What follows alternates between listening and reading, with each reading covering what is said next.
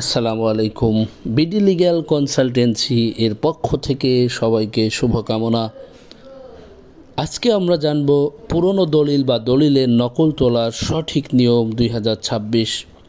দলিল হারিয়ে গেছে, চিন্তার কিছু নেই। জানুন সার্টিফাইড কপি সংগ্রহের বা সার্টিফাইড কপি তোলার উপায়। আমরা অনেকেই জমি কেনা বেচার পর বা উত্তরাধিকার সূত্রে পাওয়া জমির পুরনো দলিল খুঁজে পাই না, অথবা মূল দলিলটি কোনো কারণে নষ্ট হয়ে যায়। তখন আমাদের প্রয়োজন হয় দলিলের সার্টিফাইড কপি বা নকল। কিন্তু অনেকেই জানেন না যে এই নকল তোলার সঠিক আইনি প্রক্রিয়া কী।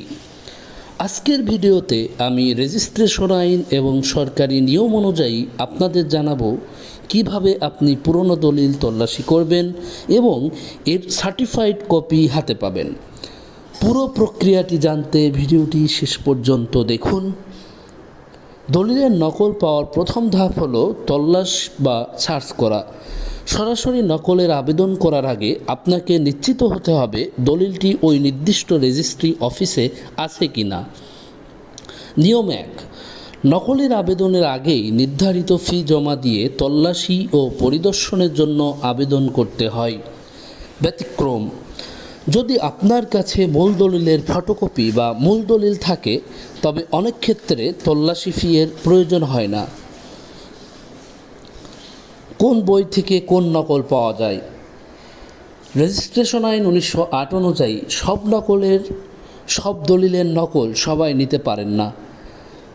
1 নং ও 2 নং বহি, জমি কেনা বেচার দলিল বা পাওয়ার অফ অ্যাটর্নি, এগুলো যে কোনো ব্যক্তি ফি দিয়ে নকল নিতে পারেন।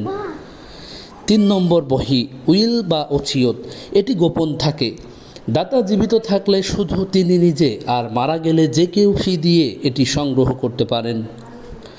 4 নং বহি, এটিও ব্যক্তিগত দলিল, দাতা বা গ্রহীতা ছাড়া অন্য কেউ এর নকল নিতে পারেন না। মূল দলিল না থাকলে কি করবেন? আপনার কাছে যদি দলিলের কোনো তথ্যই না থাকে, তবে চিন্তার কিছু নেই। রেজিস্ট্রি অফিসে সূচি বহি বা ইন্ডেক্স রেজিস্টার থাকে। সেখানে দাতার নাম যিনি বিক্রি করেছেন, গ্রহীতার নাম যিনি কিনেছেন, মৌজা এবং দাগ নম্বর দিয়ে তল্লাশি করে আপনার কাঙ্ক্ষিত দলিলটি খুঁজে বের করা সম্ভব। এই কাজে আপনি একজন লাইসেন্সধারী দলিল লেখকের সাহায্য নিতে পারেন। আবেদন ফরম ও প্রক্রিয়া: তল্লাশি শেষ হলে আপনি 2টি নির্দিষ্ট ফরমে আবেদন করবেন।